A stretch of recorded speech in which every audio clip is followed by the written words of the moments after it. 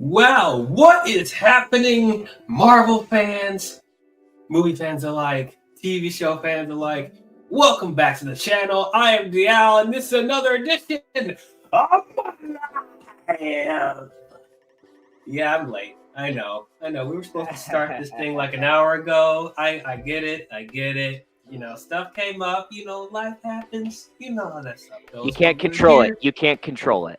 Yeah, you can't control it. You can't do it. But hey, we're here now, and we are here talking about, once again, technically the Marvel Cinematic Universe, but really it's Marvel animation that may be in another multiverse in the MCU. Who knows?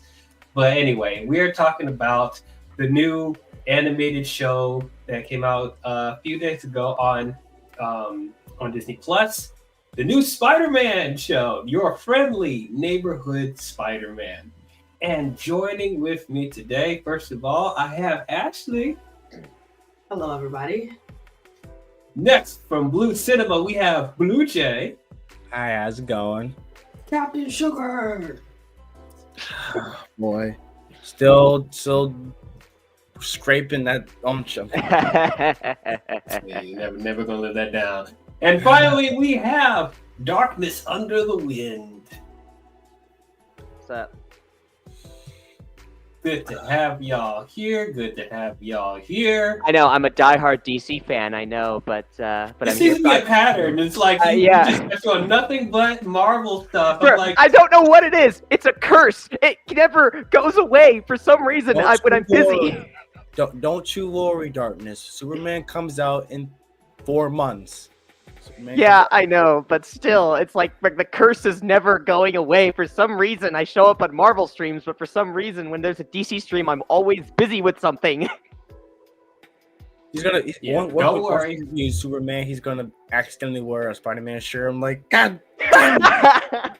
Oh, don't you do that. No, I will. I will. will never do that. I will never betray the DC fandom like that and try to sell out to Marvel in any way, shape, or form. Let me just pull that out right now for the Spider-Man stream.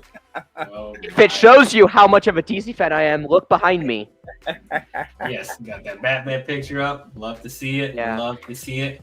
But yeah, Matt Reeves is peak.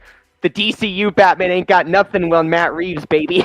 Oh, you might have to disagree with somebody on this panel right now, but we don't have to get into that tonight. We don't gotta get into it tonight. But yeah, we'll get you on a DC thing one day. We'll get you on.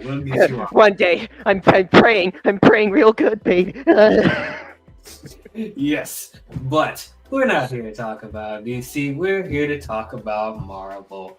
So before we get into the festivities and look at the chat, we have CJH, a much better stream. Oh yeah, I forgot to mention. Apparently, we're in the middle of a streaming war with Max on MME because he's live right now too. Yeah, they're arguing about James Bond. I was like, whatever. James Bond. What are they arguing about? There's like a bunch of rumors going around about like whole James Bond and like Amazon buying it or something like that. I haven't really been keeping up with old James Bond stuff, but just because. Well, yeah, Amazon has full creative control of the James Bond franchise now, and so I don't know. I guess they're probably debating if that's a good idea or a bad idea.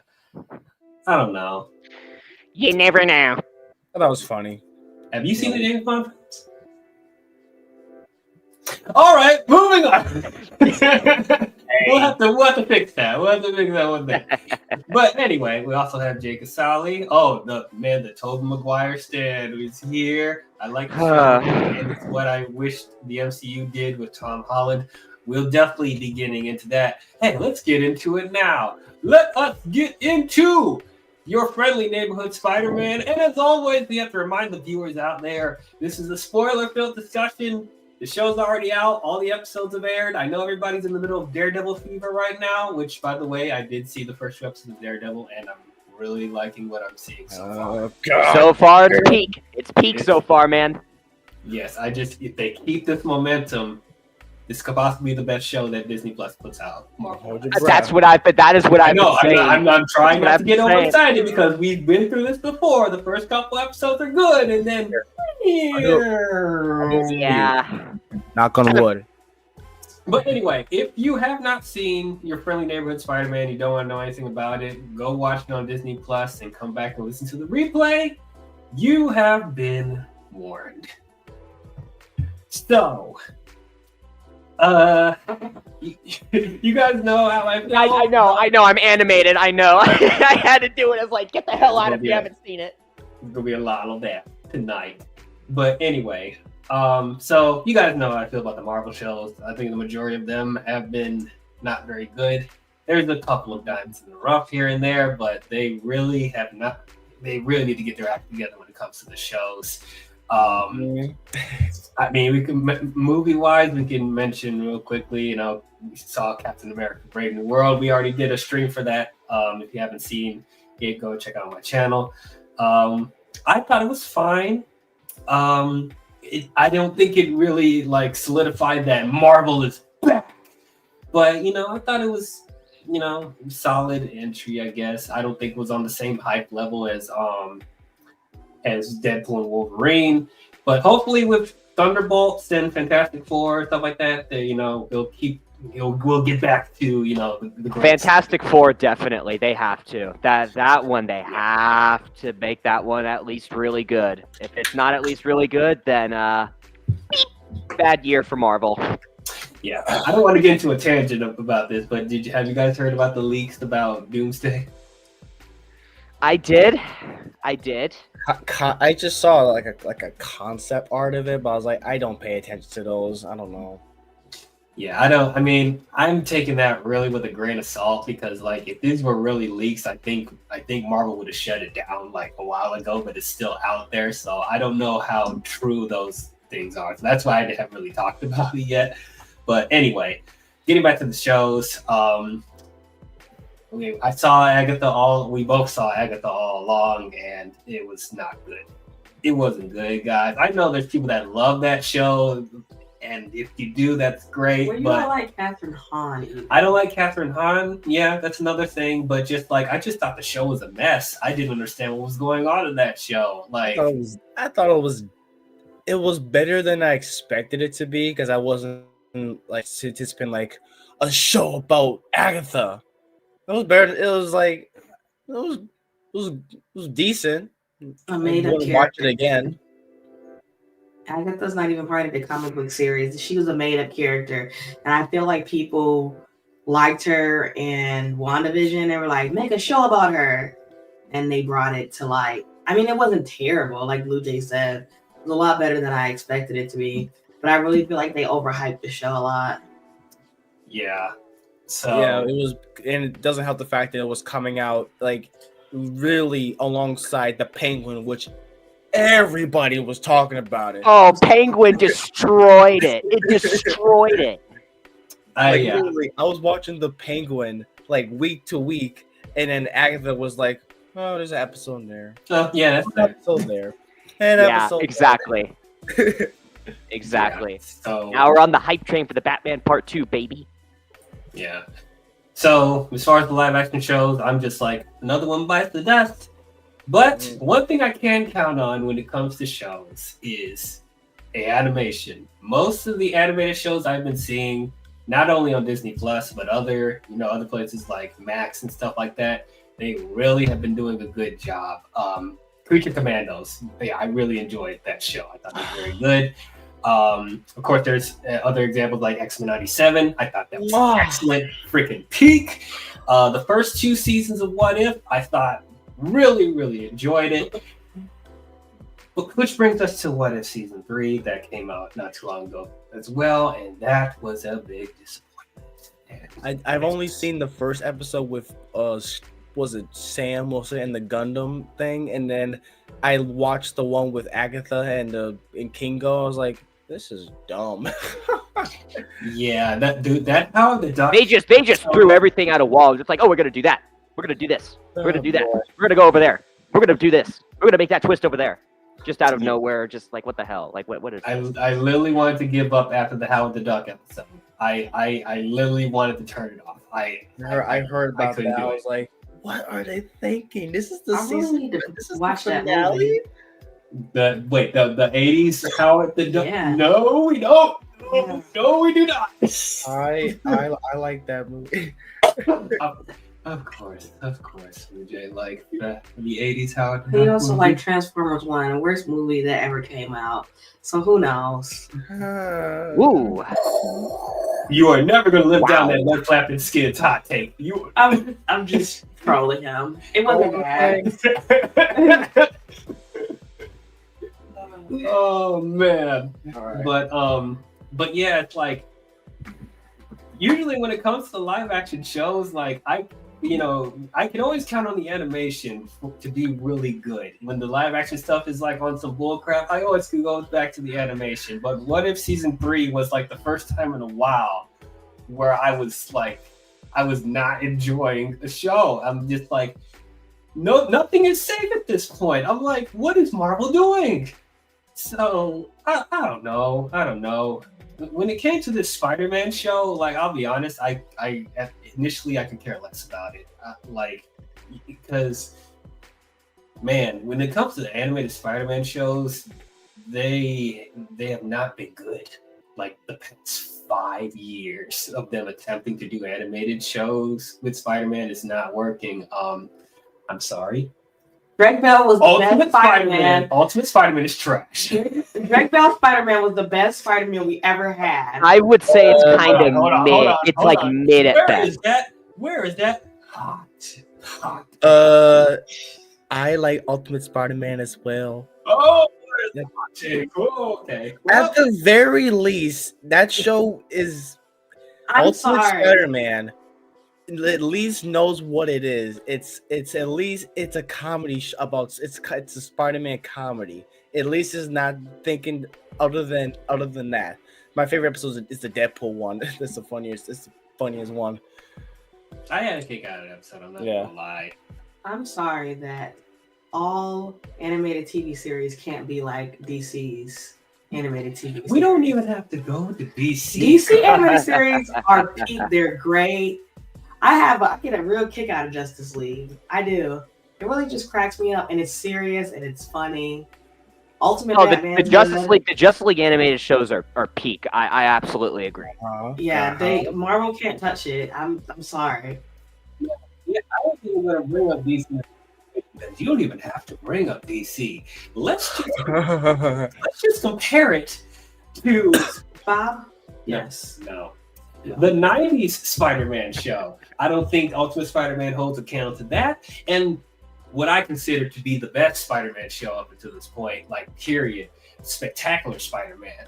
Agreed. Like, Ultimate Spider-Man doesn't hold a candle to that either. So it's just like this is not me just trying to compare to DC, but I just feel like there's better quality, animated Spider-Man shows, and I just feel like Ultimate Spider-Man, it didn't work for me. It felt a little too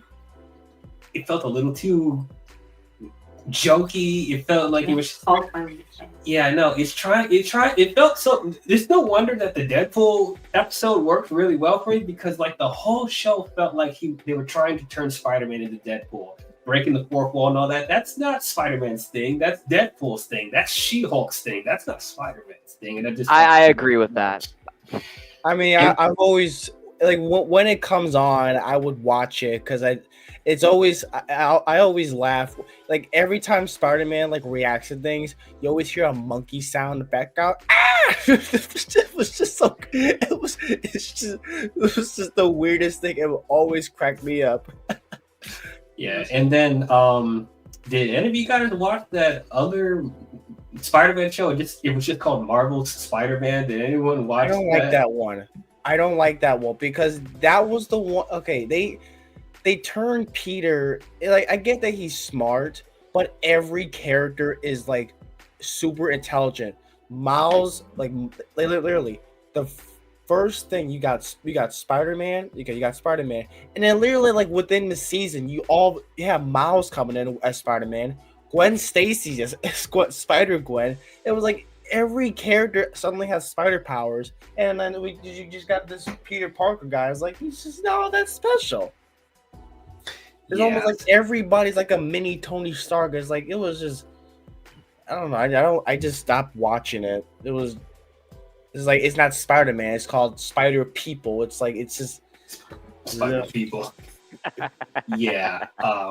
I tried watching a couple episodes of that, and yeah, I had similar issues with that. It was all over the place, and I don't think a lot of people even watched it. That one really just flew under the radar for a lot of people.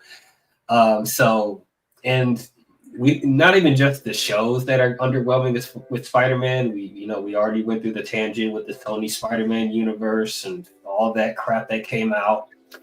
And Get ready for the Sony vs. Spider-Man villain team-up movie. No, we are done after Kraven. We are done. We need to be done after Kraven. And then for people that are reading the comics, the comics aren't really that good from what I'm hearing from people that are reading the current Spider-Man comics too. So like they're kind of in a weird holding period until the next Tom Holland Spider-Man movie comes out, and or when the next Spider-Verse movie comes out, which we don't even know when that's coming out. Like I have faith in Lord and Miller. They're gonna make peak. Take their time. I mean, hey, 2027. I don't know. I don't care. Make them cook. At least they know what they're doing, other than whatever Sony did with their Spider-Man list universe shit. Yeah.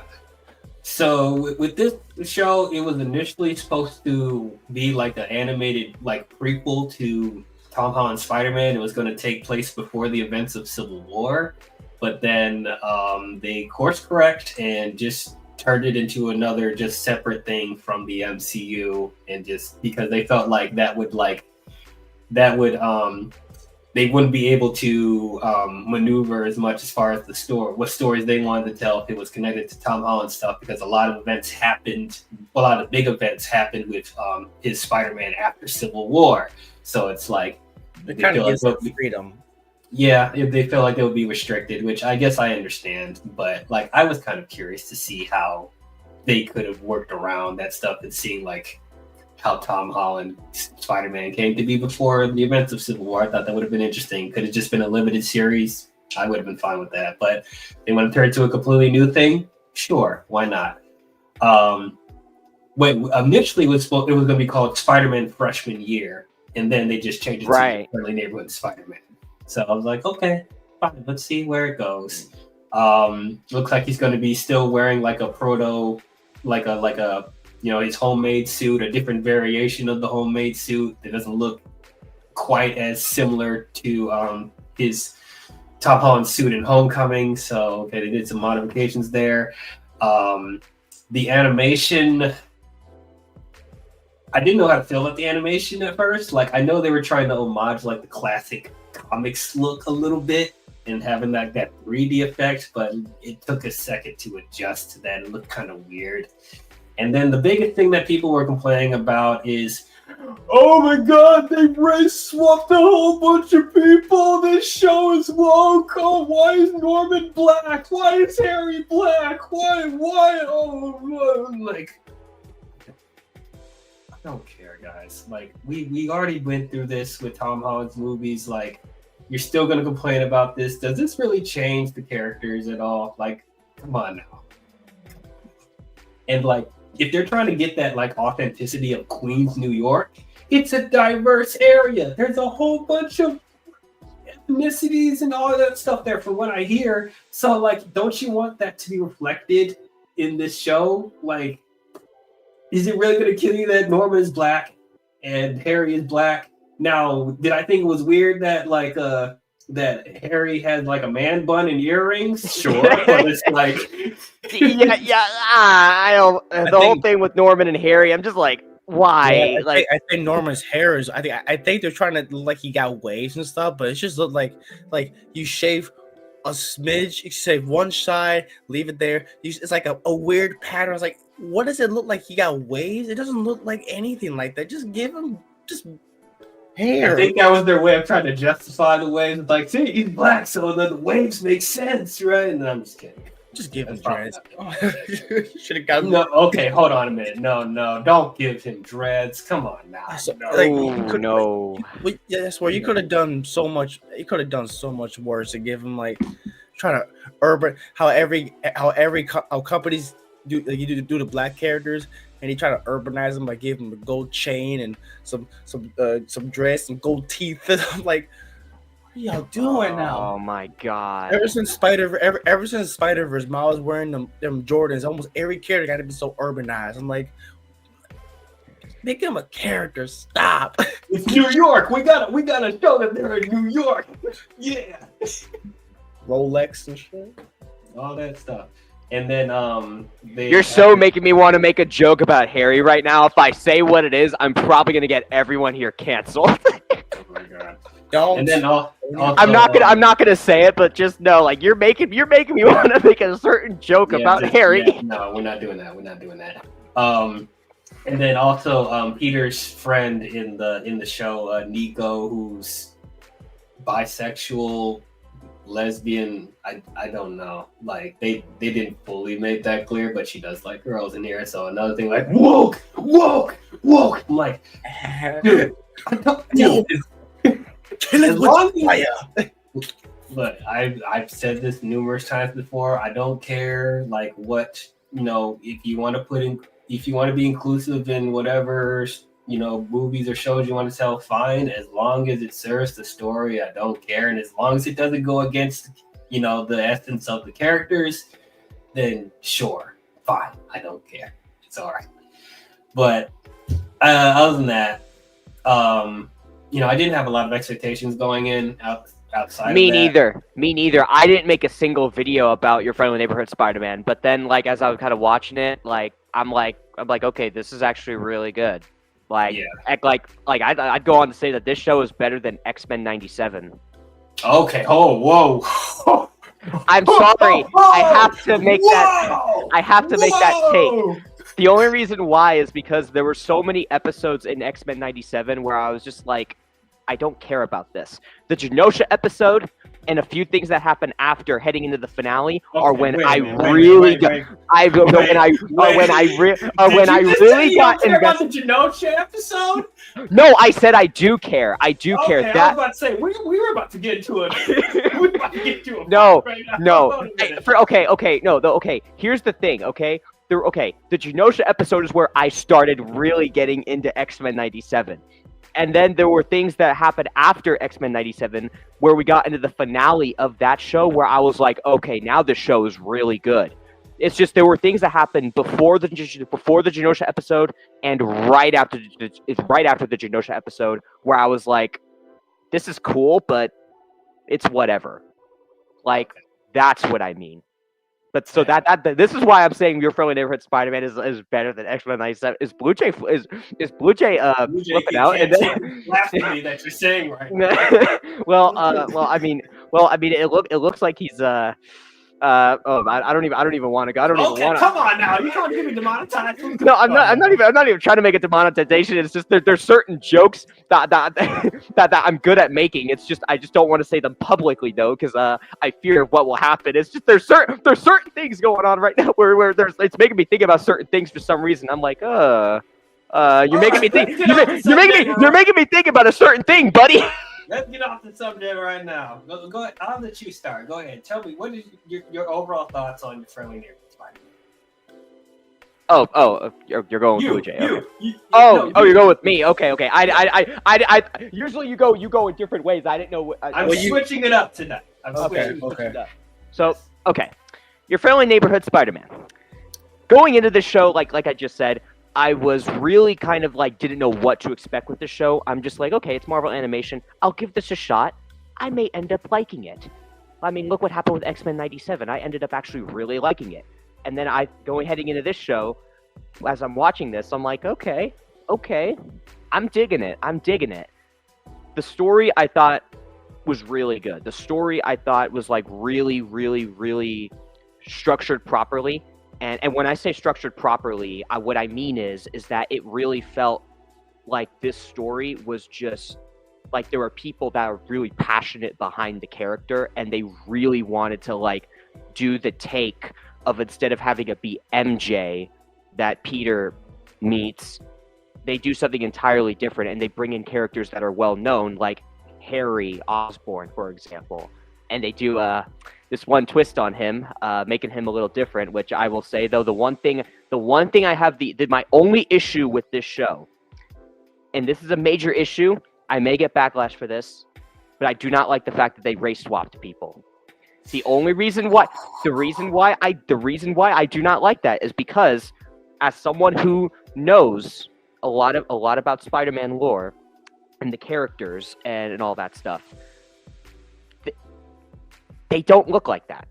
And plus, 2 years before, we got Marvel's Spider-Man 2, and Norman, Harry, and Kurt Connors, all three of them were in the show, and they were not how this show presented them as when it comes to the race swapping and the gender swapping of Kurt Connors, which I really do not like. But I will say this though. Those are my only issues with the show. Other than that, this is really good.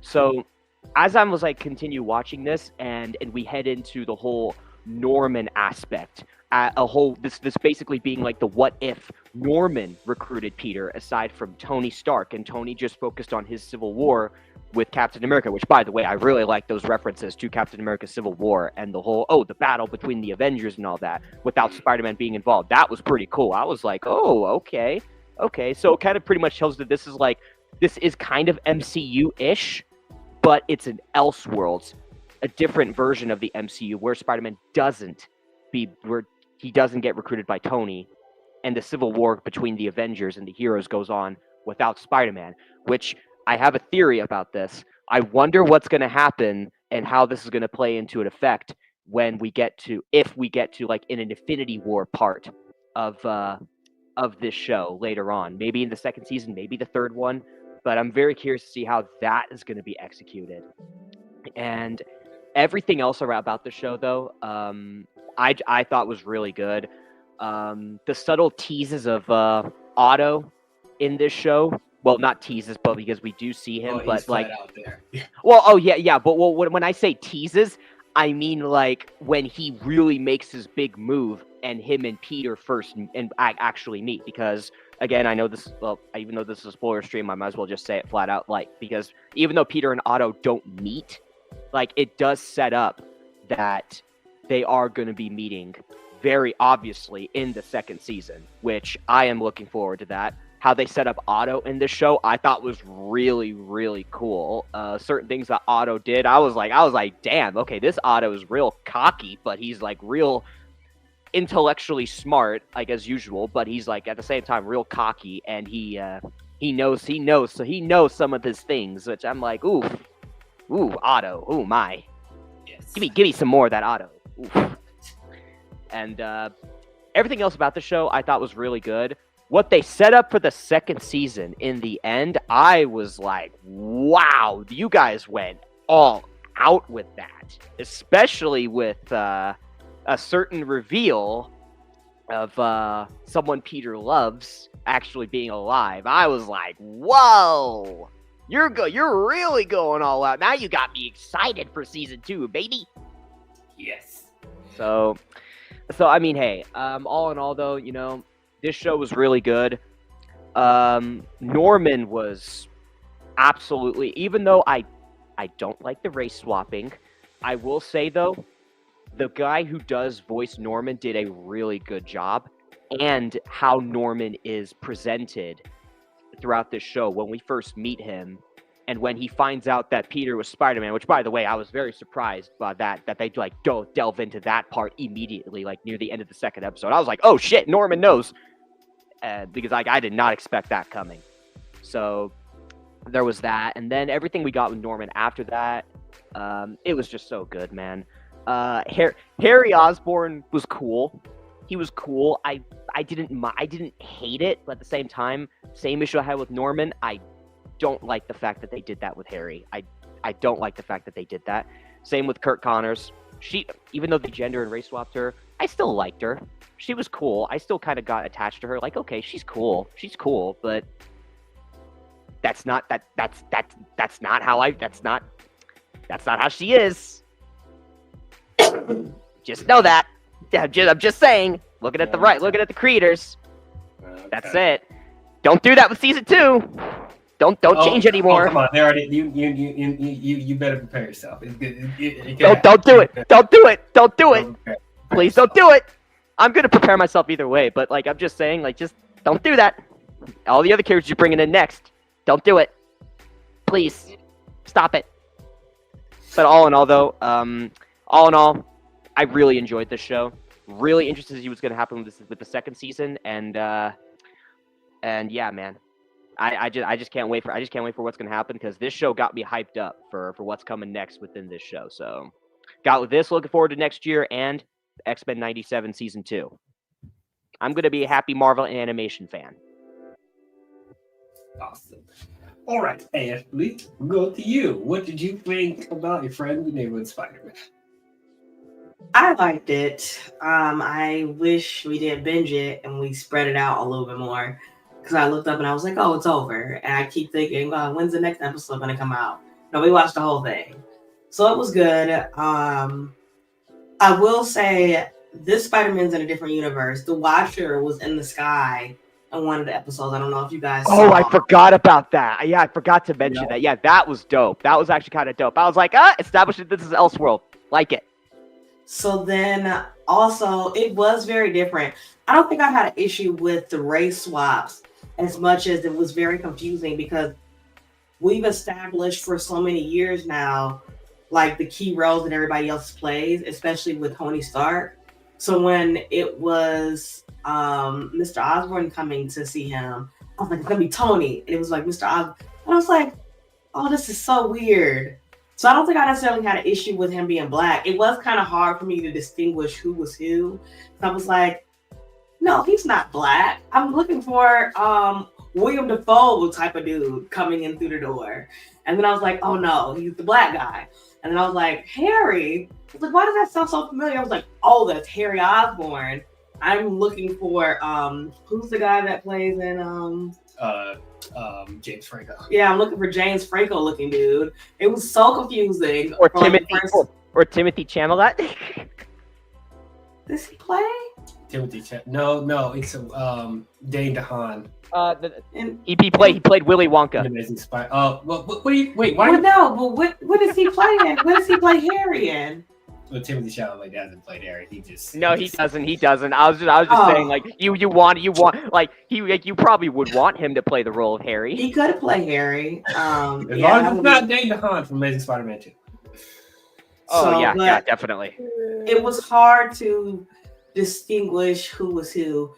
It was very interesting to see him have a man bun. And then he had like this weird thing going on where it was supposed to be like faded on the side. It was hard to watch because it was like watching anime mixed with comics and everything come to life. And I was like, I don't know what's going on here.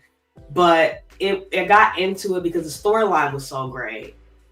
But it was so difficult because I was like, this person, I know this person because of this, but they're different because this is a woman. I know this person because of this, but they're black. I was like, interesting. I'll get adjusted to it. The storyline's great. The way the story is playing out is good.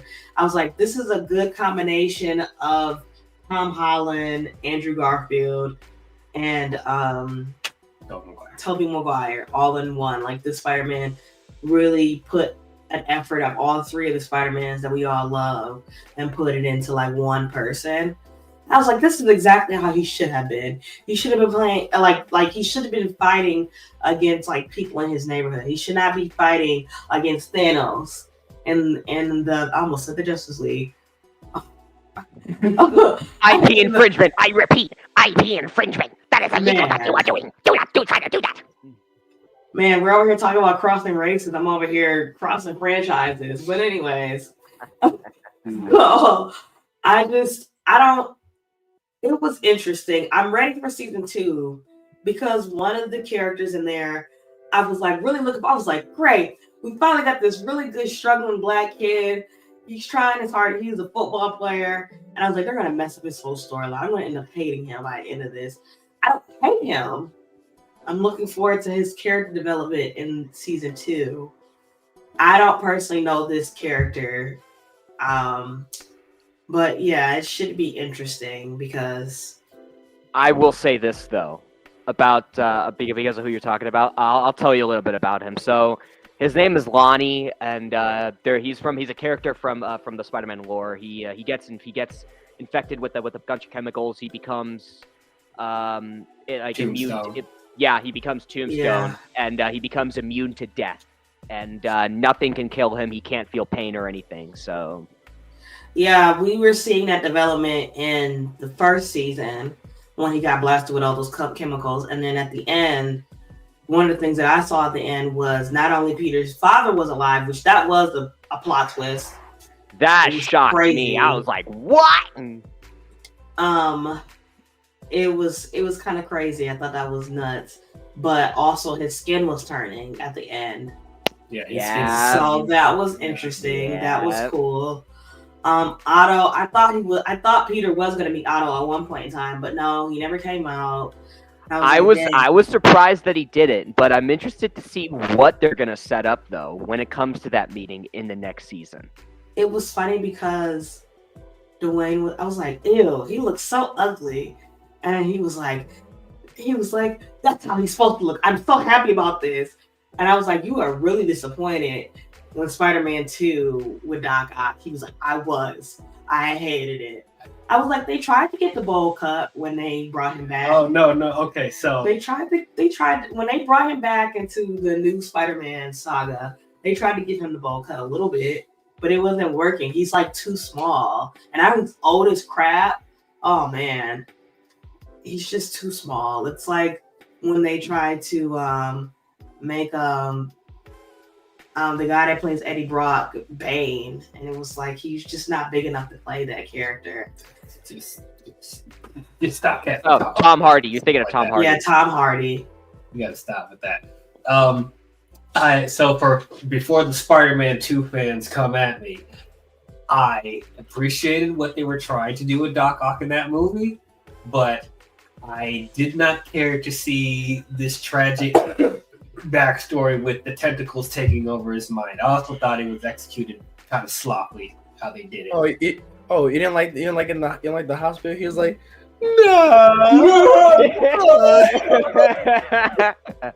Oh, I have this very small inhibitor chip that if it gets damaged, then I will lose control of it. Anyway. Sometimes I think you root for the villains to win a little bit more. Sometimes they're fun to watch. Green Goblin, I'm like, Green Goblin. Yes. Green Goblin was so efficiently put together in the first Spider-Man movie. That's why I think it went downhill from that movie. They did it too well. They put that movie together too well. What year did they come out? 2004? 2002? Yeah. The movie 2002 came out and it was Chef's Kiss. Green Goblin was so great. I was a little girl. I should not be rooting for Green Goblin just a little bit. I was supposed to be rooting for Spider-Man. I hated Doc Ock. Did not like him. He gives me the creeps.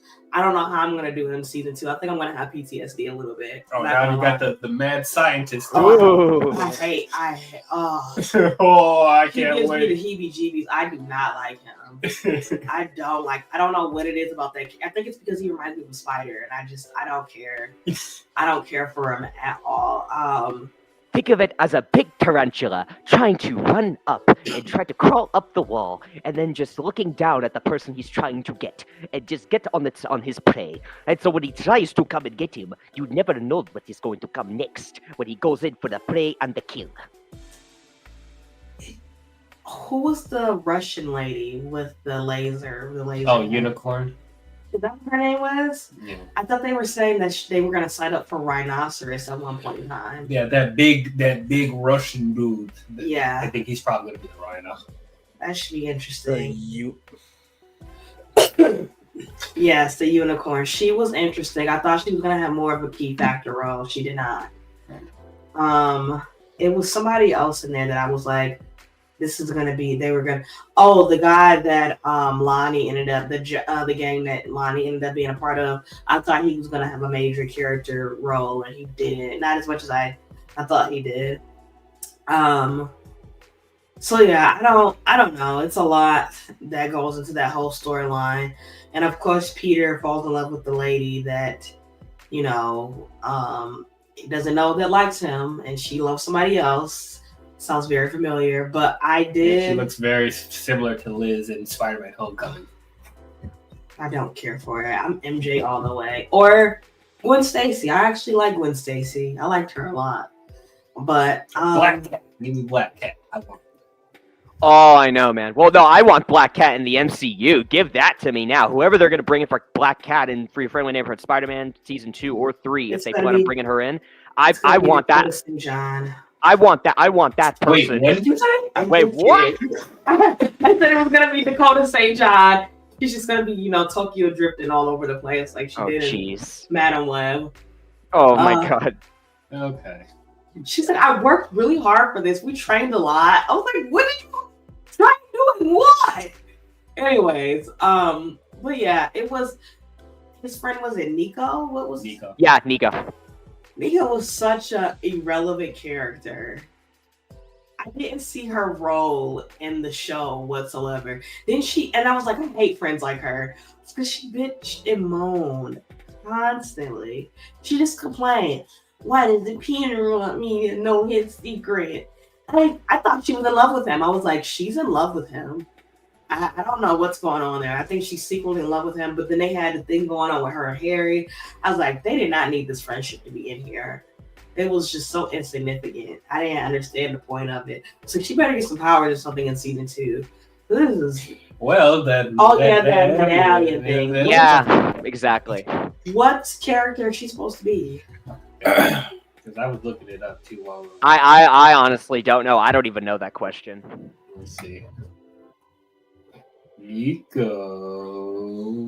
Spider-Man. I actually like Nico. I just like her characterization. She just complained so much.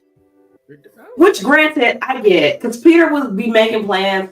He's like, "Yeah, we're gonna go to the moon today after school. Well, after I do my internship," and you go ahead. So she becomes a sorceress called Sister Grimm. Sister Grimm. I've never. Interesting. Does not ring a bell to me. Yeah. Is she gonna be secretly Agatha's sister? I don't fucking know. Oh, please don't bring Agatha in the show. Please don't. I'm so sick of Agatha. All right. Blue Jay, give us your thoughts. I was kind of mixed on the show initially. Well, first of all, I was looking forward to it because it's a Marvel animated show on Disney Plus. Then when I saw the trailer, I was very mixed on it. That was where I was like, okay, I was not into the animation. It just looked so. I get what they were trying to do, and it's almost like a pattern when I see a lot of these shows that tries to be more stylized. I feel like ever since Spider-Verse, you know how like Spider-Verse has that frame rate drop thing whenever they move around. I've seen some shows that do that, like TV shows that do that, and it almost doesn't work. It's just almost too distracting. I see there's a Netflix show called Mech Cadet. It's like it has this like Spider-Verse style animation, but it looks good. But there's other shows that they're on a budget that you have a finished animation, but the frame rate just dropped. I was like, it just doesn't work that way. And then it looks unfinished from what I've seen. And then I saw people who's behind it. This is by Polygon Pictures. And then you may not be familiar with their name, but they're the people that did the Clone Wars animation. They did Transformers Prime. They did Tron Uprising. They did freaking Star Wars Resistance. They did a lot of shows in the 2010s, and I was like, well, no freaking shit. So the Tron Uprising and Star Wars Resistance, that makes sense. But you're telling me they did those other ones? Yeah, that gorgeous animation. That doesn't they have a style. They do change their style a lot, but I just feel like the comic looking style is, especially with Peter. I feel like Peter looks like he's from the 60s. from the way he was dressed and the hair, while everybody looks so like modern kids in like the 2020s. Yeah. It's like I don't know, but I gave it a chance, and upon watching the show, I'm happy to say it's my second favorite Disney Plus Marvel show. Second favorite. Live action is a bit of a different story, but overall, you got X-Men 97 and this show. And reason why is that I like the characters and I like the grounded story. And that's why it's been missing a lot in the MCU of so far. It's been all these big climactic battles. We gotta fight this big giant thing, and a lot of it was just, bleh. Especially Lonnie. Lonnie is my favorite character in the entire show. I was like, oh, it's almost intense. Like this guy who was trying to save his little brother from trying to get him out of this gang until he gets roped into the gang, and then he's like, oh, he's developing a little relationship with them, and it's like costing his football team, his school life, and it's like, oh my god, I was like, I don't know what the hell to do with him. And I was almost like, this could have been a show in itself. And almost like I don't even give a shit about Peter, I just give a shit about Lonnie. Wow. Oh no, like it's just the way it was just so good. But the Peter stuff was good. Was good. I'm mostly kind of over the whole, like the first episode. Like I literally thought the first episode we were gonna do the whole origin story again when they showed like Peter getting bit by the spider. I was like, oh my fucking god, here we go again. Oh wait, here we go. Yeah. I was like, oh my god. Then 3 months later, I was like, oh, okay. We're kind of skimming the speed running a little bit. All right. We're gonna have to sit through a whole season of just, I got these powers for a reason. With great power comes. I was like, yeah, why not? We all know that line and all that stuff. It would have been more saying to what is saying Madam Web, the power with if when great power comes to you. When you take on great responsibility, great power will come to you. I'm like, he could have done some stupid stuff like that. I'm like, oh my god, but it didn't do anything like that. It's still him adjusting to being Spider-Man. I actually like that. The other characters, I like I said, I like Nico. I guess she does sign the complaint, and I do have criticism about the whole, like, whenever characters get upset about her not telling about his identity and stuff, which it's something I'm really over with, honestly, because I can understand that. Yeah, like that's just the cost of, like, I'm just so done with secret identities because it's always the same storyline. Whenever they do that, I'm just gone. I'm like, oh my god! I'm done with it after Invincible. Like I'm like, okay, no more. Even the freaking the Amber stuff, I was like, okay, this is dumb. Even the Lois thing, and okay, that was a little overblown. I feel it's like one episode later, they already got back together. But I'm like, people can be like, like I forgot in Superman that Lois in like the original Superman movie, Lois finds out that Clark was Superman by, I forgot what the hell she did. She did something to get him to use his powers, and it's like, oh, he's Superman all along, like that. That's so I'm just be like, you lied to me. You lied to me. I'm so sick of that shit. But other than all that crap, I was engaged. I liked all the shit that's going on. Scorpion, badass. Oh, dude, Scorpion stuff, I forgot about amazing. Scorpion was cool. Scorpion was badass. Waited for 5 years, 5-10 years for the use Scorpion, and they used in the show. Norman Osborn was great. I like the voice actor Coleman Domingo. He has a great voice. I liked Harry. I like the little three dynamic they got going on. Now the MCU connection I can care less about.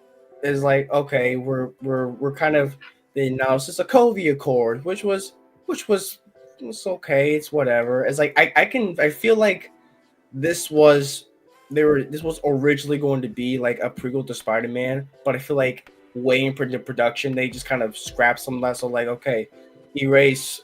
They just like, okay, erase Ned, Nico. I feel like some No characters. MJ. Well, wait. Hang on. Because you said that, erase Ned. Did you look at the board at the very end of this show when Harry is creating the web organization? If you look at the whiteboard, the name Ned Leeds is on there. So they didn't erase him. He's likely gonna come back. Well, I know I was saying it as like a little funny joke. I feel like you have like characters that were originally from the MCU Spider-Man films and just kind of erase them and replace them with like newer characters in there. Okay. Well, I get what you mean though, but I it's almost like the Sokovia Corps references, the shit happened at the airport. That was like, okay, cool. Back to Spider-Man. It's almost like we want to announce this to the MCU, but it's not the MCU in the way, so it's kind of like this, whatever.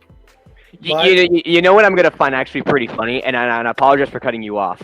No, you're good. But one of the things I want to say real quick is it would be kind of funny if if in this show, if either in the second or third season, if they decide to do this, if we get some connectivity between bless you, if we get some connectivity between Infinity War and this show, because Spider-Man isn't really involved, he's not with the Avengers.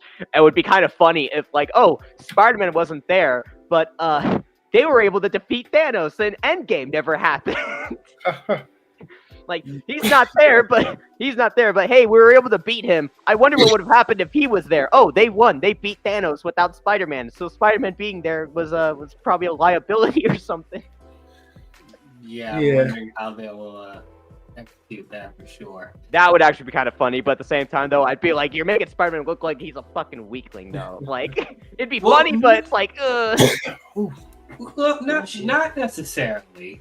To transition into my thoughts, like if you guys have been following my channel for a while, when I talked about all the Tom Holland films, one of my biggest criticisms with Tom Holland's Spider-Man is that I feel like his character and his overall, like his development is defined by what the Avengers are doing.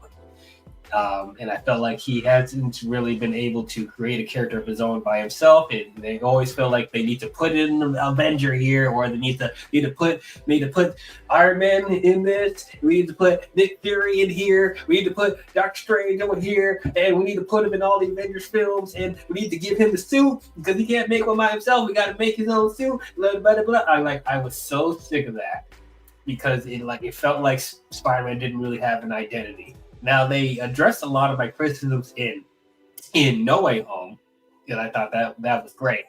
But, like, and you guys know how I feel about Civil War. Like, we don't have to get into that, but I did think that they just shoehorned in. You know, I'll for the hot takes for people that love Civil War. I thought they shoehorned in Spider-Man in that movie. He did not need to be in there. He did not need to be in there. Yes, the movie is called Civil War. Oh, the comics. Oh, he was important in the comics, so he needed to be in the movie. The movie is completely different from the comics. So why are you trying so hard? Because you were intimidated by Batman v Superman. Yeah, I said it. That's the reason they did it.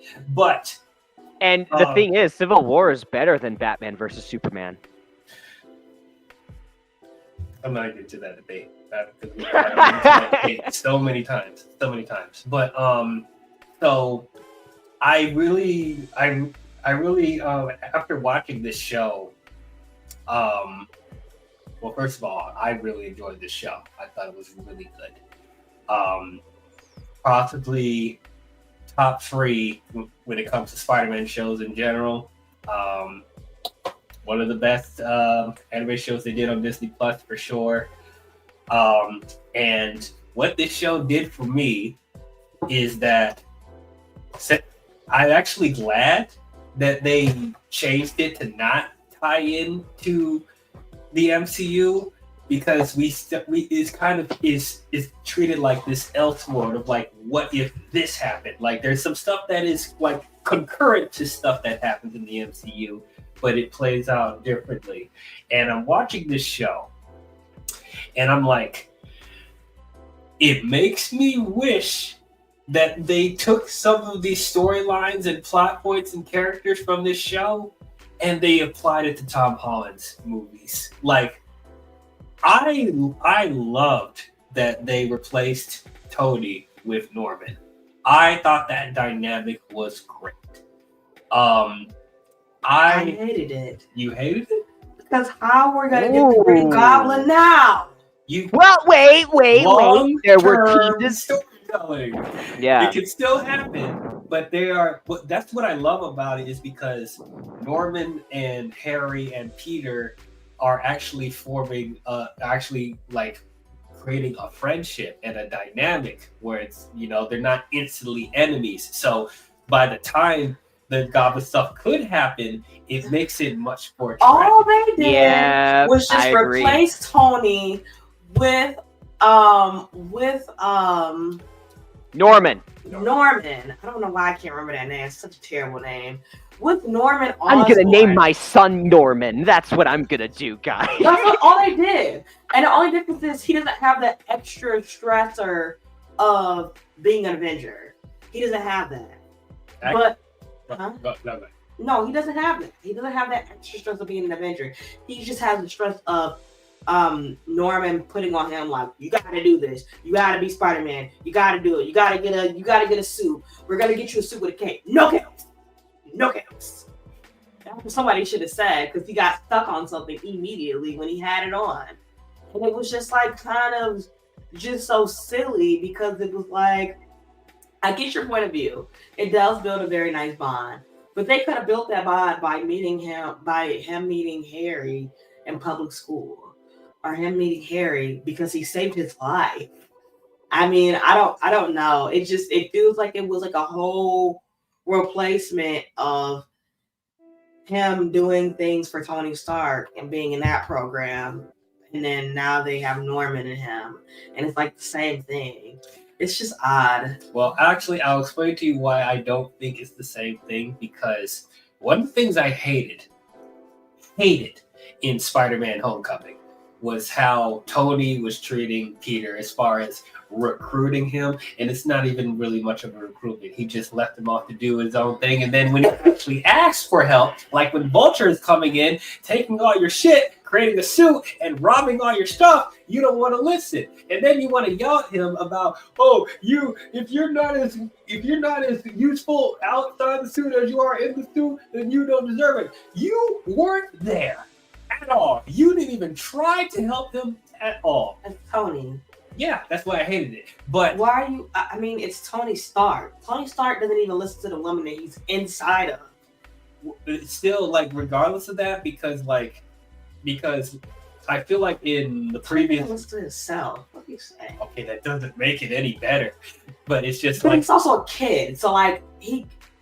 If okay, hold on. Oh, hold on a minute. This is why Civil War sucks. If he is a kid, why in the hell is he recruiting him to fight other Avengers? Collateral damage. Collateral damage.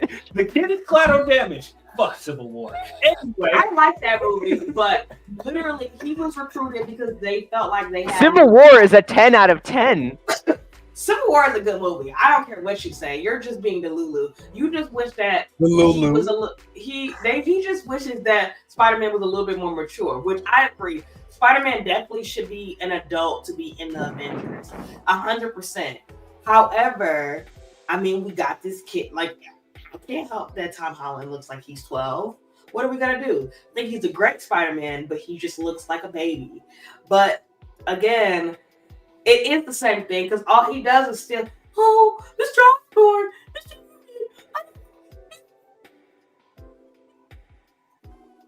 It's just, he does the same thing that he does in all the Spider-Man movies. Mr. Stark, Mr. Tony Stark, I need help, Mr. Stark. But Norman is more involved than Tony. Because he's literally in the suit. Now, like, I'm not expecting Norman to be like a full-on support system for him be like absolutely good because it's still Norman. He's Norman still got him the goblin. killed. Yes, so they didn't completely go against his character. Like he still is an egotistical maniac, but at least like with this, like it's not like what I also liked about it too. Because another issue that I had, as I said earlier, is that his development and him as a character is defined by what the Avengers are doing in that universe. Like they depend, he's depending on the Avengers for everything that he's doing and everything that he makes, is even going down to the suit. What I like with this is Norman pushing him so hard is making him like more like resistant towards it and having to go off and do stuff on his own. So I thought that was doing stuff on his own. Not completely, but I feel like he wants to be more independent than I feel like he was trying to do in the Tom Holland films, because he was such a fanboy with the Avengers, and it doesn't feel like he's as much of a fanboy. He was doing the same thing in the Spider-Man films that he was doing in the TV series. The only reason why I wasn't as fanned out as it was in the TV series, you can only fit so much in an hour and 59 minutes or 2 hours and 15 minutes, whatever you want to time lapse it. You can't put because that boy was sitting over there saving everything in sight. Cat stuck in a tree. Oh, let me go put my suit on. A little girl fell off her bike. Let me go put my suit on. You can't put that in a movie. He was literally saving things every 5 minutes. And then Nico was like, I thought we had a movie. And he's like, oh, sorry, I had to tie my shoe. No, you went and saved like 5 people after you went to your internship, and then you left your internship. It was just a lot going on. It was the same thing that Peter was doing in the movies. I mean, you can only put so much in there. Tobey Maguire kind of did it, where they had like a whole like monologue where he would be sitting over saving people, but he also used to be taking pictures at the same time for his job. But they weren't going to do that in the Tom Holland film.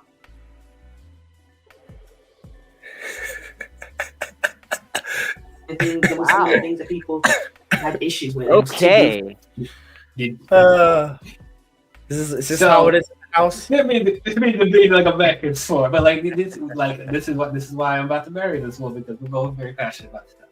But going back to what I think Blue Jay said earlier, that you like that it's back to the street level with Spider-Man. He doesn't have to deal with big cosmic threats. I love that we're going back to him just, as the title says, being the friendly neighborhood Spider-Man, just worrying about stuff in New York. Don't have to worry about supernatural threats or end of the world stuff. Hopefully Spider-Man 4 is street level. Hopefully the MCU and Sony can come to that agreement that it needs to be street level. It can't be multiverse. It just can't. They keep putting all the street level villains in the piss poor Sony movie.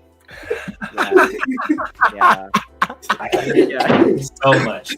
This feels like a situation where Feige is like wants to like march into the Sonyverse office and the Sony's office, and the next thing you know, he sees the CEOs. He sees the CEOs high on drugs, just like we gotta come up with these ideas. We gotta do this. It would be fine if they did, like I said it after we went to see Kraven. I said Kraven would have been great if Kraven would have been introduced in the last Spider-Man. I said what they should do is when they do Spider-Man films, they should have the antagonist, and either do a movie on that antagonist or the next antagonist they're gonna have in the next Spider-Man movie, and then boom. Now they have a Sony Marvel Spider-Man movie that they're going to come out. They make a whole bunch of money. They'll make a lot of money going into this, whole villain movie Sony crap that they're trying to do. But they'll make more money on top of that because they're going to have a Spider-Man movie coming out in a couple months. That's going to really launch it. And it's going to make people go back and be like, oh, yeah, I want to watch this movie now. Actually, you're making too much sense. You're making too much sense. Yeah, Spider-Man would never do that. Like, if they would have introduced... Sony's probably too stupid to understand it, though. They're probably going to be like, oh... Like, they could put Chameleon in. They could put Chameleon in the next movie. But are they going to do it? No. They're not going to do it. It would be perfect. They could put Chameleon because he was introduced literally at the end of Kraven. And it would be like, boom. That's the next villain that he's going to fight. But no, he's going to have to fight baby Thanos, and Iron Man's going to come back from the dead or some crap. It's done something silly. Yeah, okay. This is probably gonna sound twisted and kind of sick with what I'm gonna say, but no, it's nothing too messed up or anything. Let me just get that out of the way right now. So don't worry, don't worry. It's not nothing. It doesn't have to do with anyone getting canceled. Let's just say that. But it kind of makes me think of like Kevin Feige walking into Sony's office. The CEOs are like freaking in the office just butt naked, and they're just like completely just like coked out of their minds. And he's just like, you better give this back to me right now because you don't know what you guys are talking about. And it just like leads to a tug of war between Feige and the Sony CEOs, and the and the CEOs are just rabid out of their minds. It's like, God, we want to keep it in, let us do our own thing. I want to have no Hustler movie. My Oh God. What happened? There were rumors that they were going to do a Hypno Hustler movie with Donald Glover. You're gonna do a what? Hypno Hustler. What is that? I know. Dude, I was like that when they announced it. I was like, Hypno who? The El Muerto movie with Bad Bunny. When I first saw that, my Okay. first reply was the Jamu Hansu from Guardians. I was like, who? Yeah, no. But another thing that the show does, as we were talking about, better than what Sony is doing, they're doing a better job establishing different types of villains in this show. And it's like they don't have to utilize all of them at one time. It's like the world building. This is also some stuff that I liked from Tobey Maguire. Establishing Chameleon as an existence. Man, ever since they teased Scorpion at the end of Homecoming, I was waiting for him to come back, and he never does. And I'm glad the show is like, even though this is not a continuation, it's like the show knows, like, okay, yeah, we know we teased this and they never paid off with that. We're gonna pay it off in this show. Yeah. And you know what? Here's something I want to add in real quick. As I'm watching this show, I'm just like, look at what Marvel Studios could have done with the Spider-Man IP, and like out of Sony's hands. Like this is what proof of it. This is what we would have got in the MCU without the restrictions from Sony. Like seriously, like y'all, they want their Sinister Six so badly. Look how many villains that this show already established. They didn't even have to use all of them in the season. You have Norman Osborn, Green Goblin. You have Doc Ock. You have Scorpion. You have Rhino. You already have 4 right there. You have Tombstone. You have Dr. Connors there. Like she doesn't turn to lizard, but you know she's there. Well, they kind of fucked up a little bit with Connors, but other than I still like that interpretation of her either way. Even though I don't like the race and gender swapping of Kirk Connors, but other than that, though, as long as she turns into a lizard, I don't care. What is your beef with the race and gender swap? because that's not how the characters are. That we got Marvel Spider-Man 2 years ago, and we saw what Kirk Connors looked like. We saw what Norman looked like. We saw what Harry looked like. The Amazing Spider-Man exists. At the same time, you guys don't like how the live action movies are either. So it's really like it's kind of like because some of them aren't really completely well known. When it comes to Norman, Harry, and Kurt, they are pretty well known. That's why when it's like, if they're really this is the thing with me. If they are really well known, like really well known, a lot of people know who they are and what they look like, I'd be like, okay, don't do that. Leave it to how it was, like that. When it comes to characters that aren't well known, I would be okay with that. So Because it's like saying this. Do you know how badly people would not just overreact? I take that back, but be super genuinely pissed if the DCU Batman was not white. I would not be mad. If they did that to the DCU Batman, I would be pissed because that is not Batman. For my whole life being a fan of the character, that is not how he is. And yeah, I say the same thing when the Val Zod Superman thing was announced from the old regime of Warner Brothers. People were pissed because that is not like Superman, even though it was Elseworlds. Still, that's not the definition. Well, no, of Superman. that's not the one that they were mad at. They were mad at the J.J. Abrams produced one where they were going to have Clark Kent be black. Well, okay, well, whatever. You know what I'm saying, though. Black, green, It blue. It worked for Batgirl because Batgirl's a character I'm like, Did it? okay. Because we didn't see it. Yeah. Well, no. Bottom line, it's just like whatever. Like Batgirl, whatever. I don't really mind if you do that. I don't mind if they do it with Gordon. I don't mind if they do that with Selena Kyle, like what we saw in Matt Reeves' Batman films. I didn't mind it with Selena and Gordon. I didn't mind it with How them. did you feel about Titans, where they changed Starfire black with that raggedy ass mock wig on? I'm gonna be honest. Starfire is one of those interpretations of the DC characters where it's like, if you get me to like her, I'll be like, okay, I'll like her, depending on what interpretation it is. But as like, if it comes to a character where it's like I really know about, like for example, I know I said Batman and Superman already, but it's just like bottom line, characters that are really like well known, that are loved by many because of the interpretations that we've gotten, then I would be like, no, don't do that. I would have a hard time with Clark Kent and Batman being black. I would have a hard time with it. Just a little bit. Or just like any other ethnicity. Just like I would have a hard time if they came back and they were like, we're gonna make Black Panther white. And I would have been like, oh, that would, yeah. I would even hate that. I would even hate that. I've never would Katie hate Harry that. being Batman being Black Panther. Like, this is ridiculous. Or Sam Wilson being Captain America. Sam Wilson is supposed to be black though. I got a question. I'm just throwing that in there. I got a question for Darkness. What's up?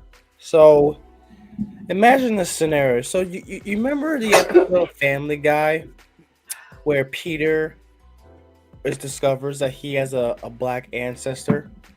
Oh God, where are you going with this? So imagine if Clark, a white guy, discovered that his Kryptonian heritage, like his grandfather, is black. What would you feel about that?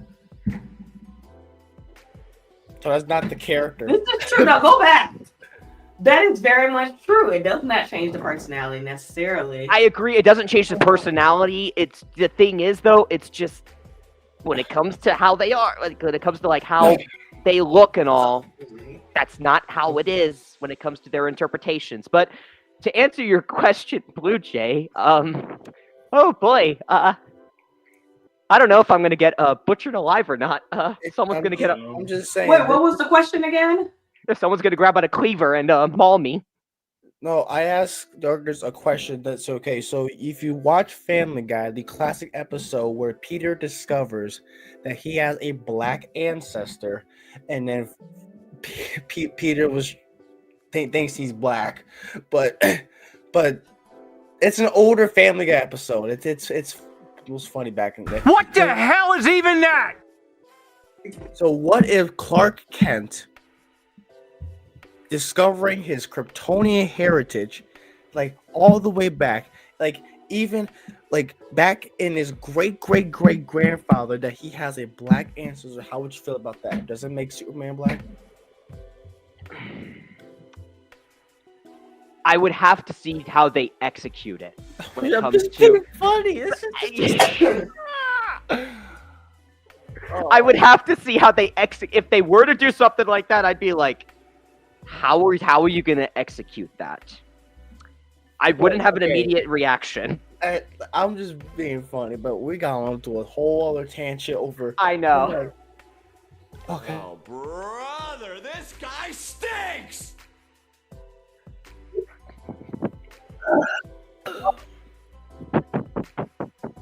Okay, so so I think that so Scorpion was awesome. Yes. Like if this is a Scorpion that we should, if this is a Scorpion that we would have gotten in Far From Home, like or No Way Home, if they didn't do the multiverse stuff with Andrew and Toby, but like if we got this in the sequels, man, I would have been so hyped. Like, oh, I would have been was peaked. terrifying here, man. I liked Scorpion. I like the suit. I even like the fight between him and Peter at the warehouse where he beat the shit out of him. Yes. Like, that fight for scene was little fucking kids, peak, by the dude. way. There's some brutal. There's blood. There is cursing. Like, And I appreciated that. I like that they did that. and like, I I still think the animation. they were cursing, and there were blood. People getting stabbed and shot in the show. It's Well, not like, for little shit. kids. It's I not for think little that- kids. I feel like I like that the show is a little more mature. That there's a little bit more cursing. There's a lot more crazy things. I mean, Scorpion just basically killed a gang member in the freaking warehouse, like just stab him. But I do think that I'm liking the animation once it goes along. Whenever there's action, it does look a little clunky. Whenever they're fighting, especially with him and Daredevil, it just I don't know. Yeah. It's just the limitations they got with that we're trying to go with this kind of style. It just makes it look like a bunch of animated puppets just duking it out, like boom. It's just the way they're moving and stuff. I'm not expecting like Spider-Verse style action. It's just I thought the fighting side was kind of pretty good, to be honest. I didn't really Yeah. have that big of a problem with it. It was just like, oh, it's a fighting sequence. Okay, cool. Like Yeah. it didn't wow me, but I liked it either way. Like I didn't. hate it. but some of the action, not all of it, in like especially the fight scene between Scorpion and Peter at the warehouse where Oh he my god! Oh, that fight scene. was, like Oh, stabbing him with like Yeah. Mhm. The only critique I have with that stabbing thing, that thing, by the way, was like, why did Peter have to turn around and catch that barrier as leave it opening when there was no one there? I'm just like, you could have like kind of like flipped out of the way or something like to avoid all of that. Like, I'm sorry, but like you could have done that. There was no one right there for you to save. Mhm. Which I still have a bit of a criticism when it comes to the animation. Like the more I watched it, the more like I started to just get used to it. But like it's weird because like this animation is the frame rate and stuff is still kind of off to me, and like it still has like that unfinished type of look, as Blue Jay said, and it's like the aesthetic of the animation makes it look hittier than what it actually is. And so like the choreography in this as far as the action scenes in the show are done really well, but I feel like at the same time it's being restricted by this animation and frame rate and stuff like that. it's And then almost it's off-putting when you see like brutal violence in the going on with Scorpion and stuff like that, and you see that on these cartoony looking designs as well. So it's like because it's almost like I mentioned the studio behind it, Polygon. When like I mentioned, they did Tron Uprising, particularly Tron. That action, magnificent, like ahead of its time when it first came out, and I was still mad it got canceled. Like that action, stellar. Transformers Prime, stellar. Clone Wars, freaking they did Clone Wars. If you look at Clone Wars and you like years Oh yeah, later, the animation of all of those were just, especially Transformers Prime and Star Wars: The Clone Wars. Oh my god, they were top Peak. tier. 10 out of 10. 10 out of Top 10 animation. tier. And I like it's almost like looking at it. It's almost like what if Spider-Verse was like a TV show in a way, but just almost like a little bit of a fraction of a budget of. Like maybe not a fraction, like at least a little quarter of it. You know, it still has that frame rate look, which I don't think it works for any animated project. I think it works for a movie.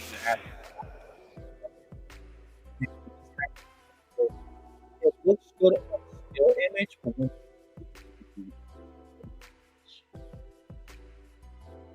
yeah.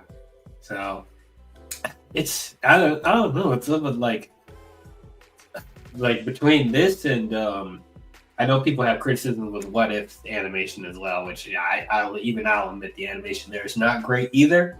But I don't know. I mean, I'd say as long as the story is executed really well, I could overlook that. oh yeah, I can look past it. There's shows that have Absolutely. very like off animation, but the writing is good. Like there's a lot of Absolutely. I mean, there's a lot of there's a lot of projects with good animation and the writing sucks. Right. But Also, Invincible doesn't have great animation either, but still the storytelling's very good. Definitely. As like part of me was expecting like X97 style animation for Spider-Man. Like they would have been so badass at the way. Just give us Spider-Man 98. I'll watch it. Just give me some just badass. Another revival. Hey man, a lot of people would be happy. It was like, oh my god! I was like, yeah, you know, it was just what it is. Yeah, even though I don't think they would do a Spider-Man 98 now since they have this show going on. I don't know if they will have two different ones running at the same time. Yeah, I don't think they will either. But hey, hopeful thinking. Right. Harry, I actually do like Harry. I will like Harry. Yeah, Harry was cool. I like the Peter and a little kind of friendly bond and stuff. And it was almost a little weird how they were trying. So after Nico figured out Peter's identity, and then Harry has to like do something about it. So part of it is Harry's fault. Don't get me wrong. It was just like it's almost like it's like doing Peter a favor without Peter actually doing it, like talking to Nico about it. It's like, okay, you're just doing the boy doing the dirty work. But later on, he just pretty much just told her later on in the season. And it's like, okay, are they doing like a thing with Nico and Harry? I'm like, okay, yeah, like, are we about to do a romance here? Like, what's going on? I was like, it's always like this thing. I mean, hey, you never know. It's always like this thing where they look at each other like. Ooh. I'm like, oh man. Uh-oh. God, here we go. It's like, oh my god, can we just have characters that actually that are actually like friends? I just don't see them. I just don't see it. It takes some convincing. Yeah. I even Nico and Peter. I can see Nico and Peter. They're just friends. I just don't need them to be together. I like them as like best friends, like platonic. What happened to relationships nowadays? It's always like we have a guy and a girl kiss. Like, yeah, I appreciate that they didn't try to force in a romance with Peter or Harry, and then like it looks like there were a couple of points where they were teasing that could happen, but like they didn't do that. And like Peter already has enough romantic interest as it is. Like add another one. So yes, platonic friends. I like it. But yeah, going back to Harry real quick. What I actually liked about this version of Harry is that he doesn't seem as whiny or as sniveling as the previous versions of Harry. And I know that's probably I don't know what people's stance are with the other previous two versions of Harry, but like this one, like Harry. This version of Harry is still antisocial. You know, he's still a rich kid and stuff like that. But it feels like this version they're actually trying to give him a little bit more humanity and actually trying to be nice and have friends and stuff like that. So this version of Harry I found a little bit more relatable than Dane DeHaan and James Franco. To be honest. So I don't know. I guess I'll say that's a hot take, but like that's really how I feel. It's like, hold on, I forgot to show you. I switched the audio avatar because Jordan was talking about Norman being black, and I found this. Oh my god. It's Willem Dafoe. Are you? Hold on a minute. Where did you get this? What the heck? It was on Facebook all the time. It was on Facebook everywhere. I forgot to switch this out.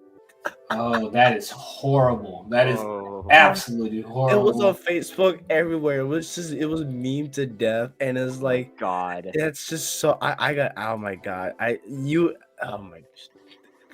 I saw this everywhere when the trailer came out, and they were talking about Norman, Harry being black, and I just saw this around. I just can't stop laughing. Okay, I'm gonna switch this out. It's okay. Absolutely horrible. Dude, I'm like, good God. man. You go ahead, man. I'm done. But yeah, so I thought the friendship between Harry and Peter I thought was very good. It felt more organic to me than the previous versions. And I also, yeah, I liked the friendship with Nico and Peter. Thought that was very good. And I liked that they weren't trying to copy the relationship that he had with Ned and MJ in the movies. Like it's completely different dynamics, and I appreciated that.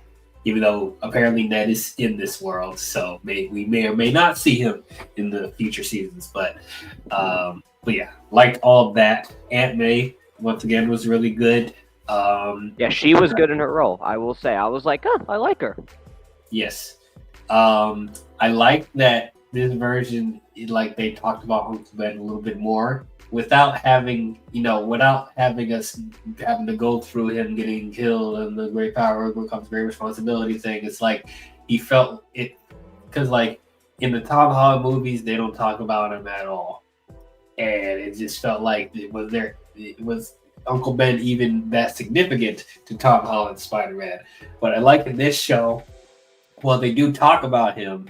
Like once again, we don't have to go through the whole thing of like, oh, and him, seeing all this stuff happen before he dies. We don't need to see that, but just knowing that his absence is felt, I like that. Yeah, like I said, them establishing the villains in this world, like actually the really good world building when it comes to Tombstone, Norman Osborn, obviously. Dr. Connors being there. I know you don't like the race or gender swapping, but I liked her in the show. Like, playing the seeds there. Doc Ock. Loved what they did with Doc Ock. It's like, yeah, he doesn't have the tentacles yet, but like he does have tentacles, but it's not attached to him yet. Like, he has like 3 tentacles, and I like that scene. And I thought we were going to get a repeat of a similar tentacle scene from Spider-Man 2, but they didn't go that brutal. So I was like, okay. But I thought it was pretty fun how they introduced the tentacles in this before he fully turns into Dr. Octopus, and the rivalry between Doc Ock and Norman, I thought was very interesting. Yeah, they did a good job. Companies like going against each other, that was really cool. Yeah, they did a good job with that. They did. And finding out that that Octavius is the one that is creating all of these different type of weapons and devices for criminals to use and essentially become supervillains. Like that's the stuff I like. If you're gonna have super geniuses invent stuff in Spider-Man's world, like can it be characters in Spider-Man's world? That's one of the things I was annoyed with the MCU is that like, oh, Tony Stark started everything. He created the inventions, he created the villains, he created Spider-Man's suit. I'm like, no. Like he has super geniuses and he's a super genius. Like Spider-Man is so smart. He came with his own web shooters, he created his own suit. Like, give him some credit a little bit. But I like in this, if you're good, they're actually utilizing the super geniuses in Spider-Man's world and actually having interesting dynamics with them. So that was really good. Really like that. Yeah, I did not expect how big of a role Tombstone was going to have in this show, and I'm actually glad that he did because he actually was really, really good. And I didn't know what direction they were going to take him at first, because like it just felt like he was just going to be like another supporting character for Peter, having a friendship at high school and stuff like that. But then when the gang stuff started to come in, that's when I was like, oh, wait a minute, there's more to this. What's funny is like I didn't put 2 and 2 together at first. When I first met Lonnie, right? I was like, oh shit, here comes. I thought that was Flash Thompson at first. I thought that was Flash Thompson. Like, oh boy, that's the nicest Flash Thompson I ever seen. I was like, oh boy, here comes Flash Thompson. Oh wait, his name is Lonnie. Oh, he kind of cool. I fucks with him. I was like, wait a minute, he's up to something. And then they show more of him. I was like, okay, he's you know what he's kind of cool. I kind of like him. And then once he get into the game, I was like, oh shit, this And then I realized, wait a minute, his name is Lonnie. Lonnie Lincoln. Oh shit, Tombstone. I got Tombstone before they call him Tombstone. I was like, shit, this is a tragedy. It took me that moment to realize, like, oh, this is Tombstone. Like, the moment we got that scene, I was like, oh, this is Tombstone. Man, I'll say this, even though we didn't fully see him as Tombstone yet, Sony, if you're trying to build up your villains, you need to take notes from this. Yeah. Like, Or else this is gonna be like the beginning, I feel like, of Marvel Studios being like, you're gonna give us these rights back and you're gonna let us do what we want, or there's gonna be hell to pay. This is, I think, gonna be the beginning of that. oh, sure, if you give us $50 billion, cough it up. Cough it up. You want these rights? Give us the money. But yeah, man, I loved what they did with Lonnie in this, and I'm so interested to see where. Well, we know where his character is going to go, but it's like I'm just interested to see his progression. It is going to be tragic. That's what I'm excited to see. Like him, like slowly transforming into the Tombstone from the comics, and actually seeing him be like this.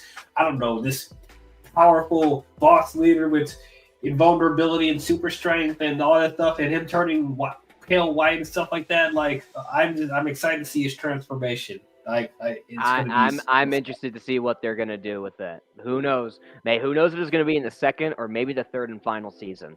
I'm curious, like, when we're gonna get it, and when we do get it, it's likely gonna be done very well. Yes, it's like I just love. This just makes me wanna, like, as far as the Disney Plus shows, like the live action stuff. My favorite is WandaVision. I liked WandaVision. Like, it's the first one off the gate. Then you got Falcon and Winter Soldier, which I also like, but it's starting to peter off a little down. It's like a pattern. Like, the more MCU shows you watch, the more you kind of like the least now.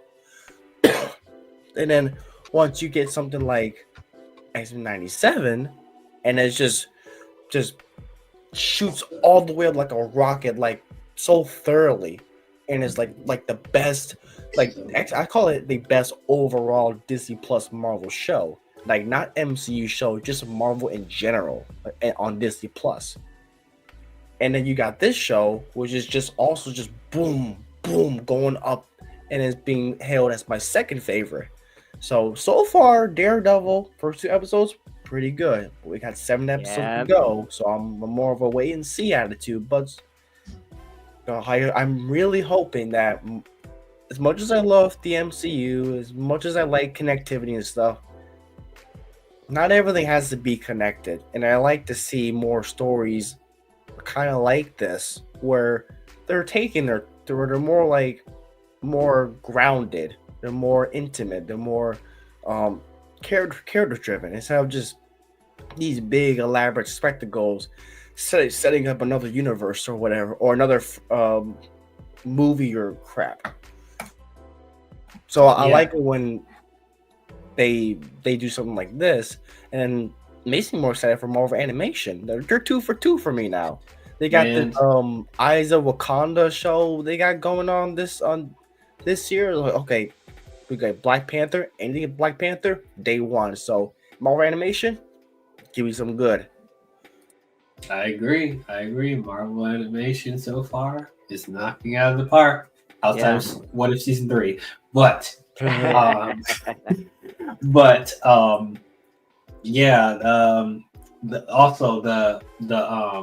the cameos of the other Avengers and other Marvel characters, I thought they were handled really well. Yeah, they didn't take over Spider-Man show. Yeah, it's like, obviously, as we said earlier, like, there's stuff that mirrors stuff that happens in the MCU, but obviously, Spider-Man is not as involved. I like that, once again, there's Marvel characters that come in. You see Iron Man, you see the picture of Captain America, Thunderbolt Ross makes an appearance, Daredevil. they don't- Daredevil one was good. Yes, the Daredevil one I thought was really, really good. But yeah, and Doctor Strange, obviously, Doctor Oh Strange. yeah, I forgot about that. I forgot about that for a minute. Yeah, that's right. Doctor Strange. Him fighting a symbiote from another dimension. I was like, okay. When I first saw that, like the first episode, I was like, all right, let's go watch Spider-Man. And all of a sudden, Venom comes out. I was like, what the? I was confused. He wasn't even Venom. It was just a separate symbiote. I know, but it's like, I know people call it, well, it's a black symbiote. It's like, I call him, it's a symbiote. Oh, so you got a symbiote. Like, Lily, the first episode of your Spider-Man show is Doctor Strange fighting a symbiote. Like, okay, cool. And it's just I don't know the way and then they show the spider going down the little portal. It's like that's how he gets his powers. Yeah, how do you guys feel about the spider coming out of the portal? I didn't have a problem with that. I mean, the way how they linked the first episode and the season finale like that, I thought was actually pretty cool. I was like, this is damn good, man. Like that's how Peter gets his powers from the present self into the past. That was cool. I was legitimately thinking that the spider was from another universe, just like across the Spider-Verse. Like where this. I thought that at first too, man. I was like, that is some freaking cross the Spider-Verse. Like, you weren't supposed to be Spider-Man. You're an anomaly. It's like, okay, when is this canon event thing gonna come up like across Spider-Verse did? Like, where are the other Spider people coming up to fix all this stuff? No, I kind of saw because he holds it. Doesn't he hold the time stone? So something in me was like, when he said we're not supposed to be here, I was like, foreshadow. And so I was like, I knew something wasn't right, and it came into full circle when it came back at the end, where it was like, okay, that makes sense. That makes more sense that a radioactive spider or whatever came down from a portal from the future and came down from where God knows where and bit him. That makes more sense than all the other versions of Spider-Man they have to me. That makes more sense because it's like, just a random spider comes out of this random portal, just so haphazardly just happens to come out on the first day that he starts this really special school, and it all just aligns and it chooses Peter. Not Nico, not Aunt May, which that would be really crazy to see Aunt May. Oh, yeah. We almost had an Spider-Man. Yeah, we almost had an Aunt May movie. Why would we want that? That's worse than Madam Web. Yeah, nobody wanted Oh, that. it's called Madam Web. That's what it is. Yeah. I guess they probably pivoted to well. Yeah, they were trying to This make was an around Aunt the May movie. It's trying to make an Aunt May movie about Spider-Man her. 2 came out. And Oh they my flopped that movie by killing the greatest actress of all time, Emma Stone. Yeah, I was waiting for everyone to catch up. But anyway, that was an interesting choice. Having the spider come out of the portal. I don't hate it. It's just different. It's different for sure. Yeah, it definitely is different, but the kind of difference that I can get behind. I'm like, okay, I don't mind it. I think it's cool. Yeah, as far as like in the context of the story and like how this episode tied into like the finale, I thought, okay, that's cool, and it actually opens the possibility. Well, it definitely did open the possibility because in the final episode, a piece of the symbiote gets stuck in his world. So I can already hear. Oh boy, Peter's getting that damn symbiote. Oh yeah, that's it. I think that is coming. Oh man, if this show can do a better job doing the black suit and Venom stuff than both Spider-Man 3 and those Venom films, man, God tier. Freaking God tier. They did a good job in Spider-Man 3. Can we get I just want a montage of an animated Peter doing this. No, you don't. No, you gotta do. No, you just want to see this. Or can we get the symbiote from Venom in this show? Edit Peter. I did think it was interesting that Peter had glasses on. Yeah, I'm I not found used that to- weird. I found that kind of weird because it's like Oh, I get yeah, this is like Elseworld. This is an Elseworld MCU, but that's like also changing. Like Yeah, Peter. That was silver weird. Glasses. Interesting. It was so weird, and I was like, maybe he's too dumb, or like maybe it's just like a cartoon character thing where they were just trying to keep it the same. I don't calling know. Peter Like, retarded. I don't know. I don't know. I'm not gonna get into that because I don't want certain communities coming after me. So I'm gonna just keep my mouth shut. Stop it. Get some help. Stop it. Get some help. I didn't mean to play that twice. But anyway. Okay, yeah, I was wondering. No. Like, what's going on? All right. But the Doctor Strange stuff with him fighting that symbiote monster, that does open the possibility of the other symbiotes and other stuff from another planet or another galaxy. And like it's a plausible way for that to come to Earth whenever he does do the symbiote stuff. And man, I don't think they're gonna have Null in this show, but that could just be another middle finger to the Sony movies. Null was in which movie we just saw? Null was just in a Null movie. was in Venom 3. Yeah, He's which gonna was so odd. That was so pointless. I wanted him to come back, and he was just like sitting there. Oh my children. Oh. No. Oh. I want you to get Oh my god! What if if they bring Nolan, it'd be just him and Oh his my character. Be God. like, I am Null. I'm so badass. Get the codex. He just sits here with his sword like, I am awesome. I'm badass. Get the codex. Yeah, so that would be cool. Oh, okay, Darkness had to leave. Oh yeah, I think Darkness had to go. Oh, we'll be right back. He'll be right back. Okay. But yeah, I mean, like I said, I don't think they'll go that far as Null. Like, I'll be surprised if they bring Null into this show. But the whole Doctor Strange fighting symbiote monsters from another dimension, that's a plausible way for the symbiotes to be utilized in the. What are you typing? Keep going. Okay. Oh, bye, Bianca. I'm glad you could be on. Just put that on there. Okay. Stop it. Get some help. You know what? All right. So what else is there? Well, that was about it. We talked about pretty much everything.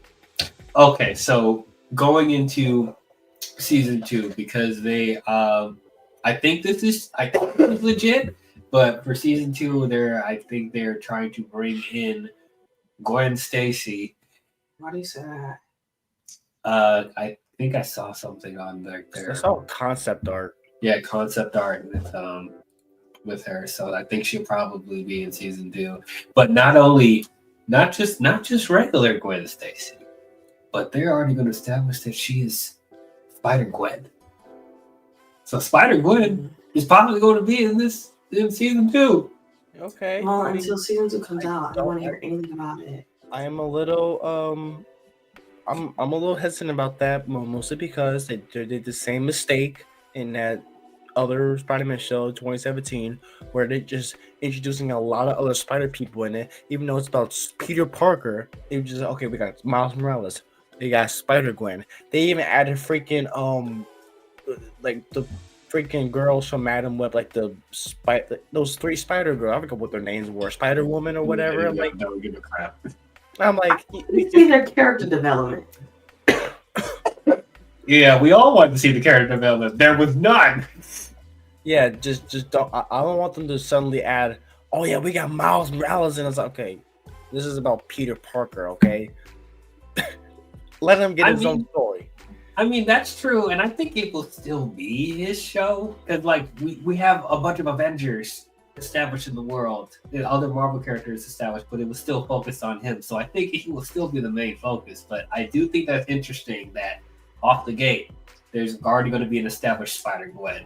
So that's a different dynamic we haven't seen before. Similar thing with Norman and Harry. So it's like, I like that they're playing around with that, you know?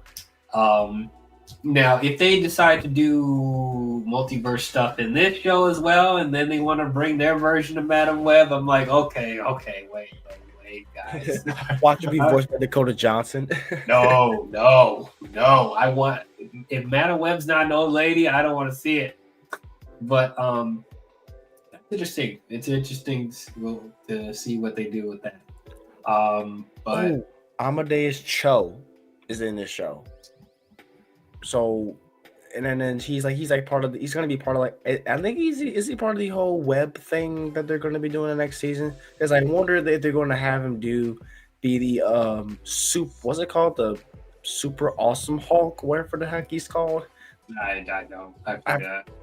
Yeah, no, he was like a Hulk or whatever. Who was the one chick who is apparently Daredevil's partner? Was it Finesse? Was it? Yeah, Finesse. Yeah. So okay. That's another thing that they're setting up, Daredevil and Finesse. So we'll see how that goes. But I am curious about Richard Parker. Yes. Parker stuff. I was like, I thought for a second there, I thought that was Ben Parker because the way that was. I would have been. Let me tell you, because I had that same thought, and if that camera turned around and it was Uncle Ben, I would have been mad. I would have been pissed. I'm like, why? What? Why? Because that goes against what they established in the previous episodes, that he is dead. He saw him die. They didn't necessarily establish it. Fake the death? Are you kidding me? They did not establish it. They hinted at it, but they were just like, everything that happened with Uncle Ben. It's been really hard since Uncle Ben's been gone. They never said he died. They always just said since he's gone. And you notice they did that in Cobra Kai, where they talked about the guy's brother. Turns out the whole time the guy's brother was in jail. And it could have been the same thing. I thought it was the same thing with Uncle Ben. I was like, not another one. It's in prison. But no, it's his dad. They could have done like Uncle Ben faking his own death, and then someone's like, no, Uncle Ben would die. Someone at Oscorp would have revived him, bring him back to life. That would be super fun. Yeah, no, I don't. But okay, hold on.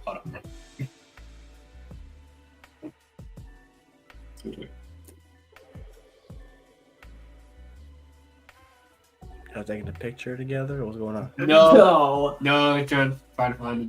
It's too late now. The moment has passed. Well, I'll just play this. That is the most real, authentic, hysterical laugh of my entire life, because that is not a plan. It's barely a concept. I do not like that. Like the Uncle Ben faking his death and like, oh, he's a secret agent or something like they did in Spider-Man. What the hell is even that? That's a very Sony decision. That's a very Sony idea. That's a very Sony decision for sure. So I hope that does not happen. But yeah. Darkness. How do you? We just talked about this a minute ago. How do you feel about them teasing Spider-Gwen in the next season? You saw the concept art for that. So I did see that, yes, and I don't mind it. I'm really surprised actually that they're doing that. I was definitely like, oh wow, okay, they're flat out saying Spider-Gwen's going to be in here, but right when the first season came to an end, they just said like, yep, she's going to be in it. And I'm like, huh, cool, all right. I'm down for it, which kind of makes me wonder, like, is she going to be the love interest in this universe instead of MJ? Or is MJ also going to make an appearance? If there's going to be like a whole switcheroo thing going on where Peter finds MJ attractive, but also Gwen. So, like, if MJ gets introduced in the next season as well, what's going to happen there? Is there going to be like a whole like, oh, well, I want you, but you're also cool too, like a whole love triangle? That's the word I'm looking for. Yeah, love triangle. Are we going to get a love triangle there? Or if not, then this could mean that Gwen is going to be the lover of Peter in this universe and not MJ, which I was like, I'm really interested by. It's gonna be a love square, or maybe a love octagon with Nico and Harry in there. Harry's gonna be like, I love you, Peter. Me talking in your ear all this time has just really truly grew our bond together. And then Norman's gonna be mad, and he's gonna try to like soup up his body to become, the Grey Goblin. That's how this whole thing is gonna blow out of proportion. It's gonna be crazy. Yeah, next season is gonna be crazy, and then the third and final season of this show. Oh man, who knows what's gonna happen there? Yeah, well, a lot of possibilities. That's what I love about the show, is that there's a lot of possibilities that they put out there. Like the story can go in any direction. They have a lot of characters that they have at their disposal that they don't have to use just yet, but just like it's there, we're ready to use it. I love all. I'm gonna cancel it because it's too woke. It's gonna be people like Darkness. It's gonna be like, no, please switch colors for the last time. Don't compare me to them. They're like, no, that's a boy.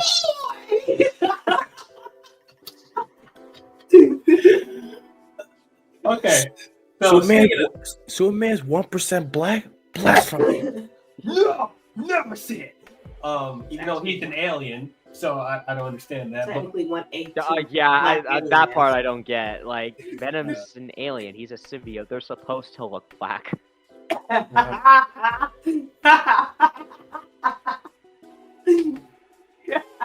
Well, they kind of have. Well, it's a symbiote. It has to. Oh gosh. How would we feel if Venom altogether was just orange or white? No. First of all, white is anti-venom. Anyway, that's my nerd came out a little bit. Before we go to the final thoughts and grades, one final question for all three of you. Over or under 50%, they're going to race swap Mary Jane. Hell yeah. I mean, I would. Mary Jane race swapping MJ, I wouldn't really mind, to be honest, because MJ is just like coming. I'm okay with it. I'm okay with it. Nobody cares about what color she is. Latino. Are you sure? Because they race swap Connors, race swap the Osborns. They race swapped her in the live action with Zendaya. Zendaya's great. So, That's why I'm like, you know what? Like, I'm not against that idea. I hated Kristen Dunst so much. Oh, she was terrible. I wanted to fight her. She was terrible. I was like, oh. This ungrateful. Even though Spider-Man technically fumbled her, but still, I did not like her. No, she was awful. Oh, I couldn't stand her. That's why I was so happy with Gwen Stacy. She wasn't really whiny about his identity. She didn't try to stop him from being who he was. She was she was better than Betty. Yeah. So I don't know. I kind of hope that they don't have her in this universe. I'm kind of MJ'd out. Well, if they are gonna bring MJ in, I just want a good version of MJ because we haven't had a good. She's gonna be Asian. Watch, I bet you. Oh yeah, no, that's the one kind I do not want for MJ. Oh yeah, she's gonna be Asian or like Indian, and Nico will be like, I'm in love with her. She's gorgeous. And she's gonna be all over Peter, and Peter's gonna be like, MJ, my best friend loves you. Hello, Peter. My name is MJ. I want you to know real good that I am trying to. You about to get us canceled? Oh God! It comes out. The moment I heard Indian, I'm like, oh jeez.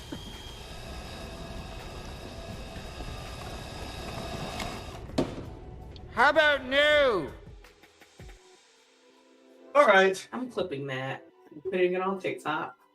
I'm sure you will. Rage bait. I love you, Peter. Don't worry. I'm going to make sure that the upload on TikTok. What'd you say? Darkness. Nothing. Don't worry. Don't worry. I'll see it on the replay. Anyway, final thoughts and grades. Overall, this was a very enjoyable show.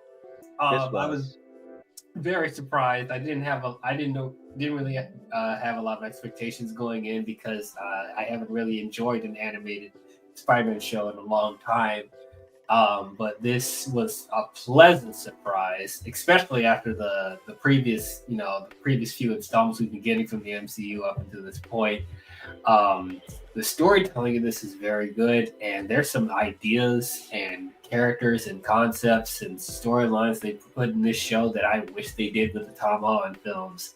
Like, this feels more authentic Spider-Man than what they did with the MCU. Like, they didn't rely so much on, Iron Man and the Avengers and all that stuff. They're in this world, obviously, but they let Spider-Man be his own character, be his own person, keeping it street level. I love all that. And, the stuff that we do get with the super geniuses and the different tech and inventions, stuff like that, is in Spider-Man's world, actually utilizing Norman Osborn and Dr. Octavius in a very creative way, and establishing all these other characters that will eventually become villains. Like, the world building in this show is great. This is the world building I want from the MCU Spider-Man. This is what they should have done.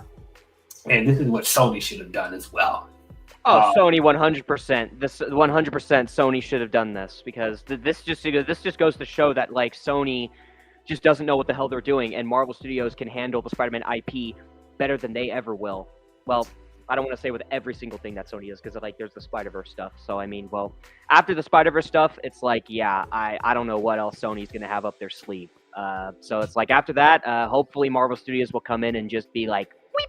But who knows at this point? Who knows? Can't say for certain. Who knows? But regardless of that, I thought it was a very, very good show. Probably my biggest criticism of it is the animation. Like, I still don't love the animation. Like, it gets the job done, but the storytelling is so good that I overlook how weird the animation looked at times. I can't wait for what they do with season 2, season 3. I can't wait either. Yeah, it's going to be very interesting. See where they go from here. There's so many different directions that they go with this show that we haven't seen before in the other iterations, and that's what's very exciting, because I don't know where the story's going to go. Like, this is, I couldn't ask for anything better than this. So I will give your friendly neighborhood Spider-Man, I'll give it a strong B+. It was a really good show. Go watch it if you haven't already. If you're a Spider-Man fan, you need to watch this. This is definitely top 3 when it comes to Spider-Man shows. Like, it's right below Spectacular Spider-Man and the 90s Spider-Man show for me. So,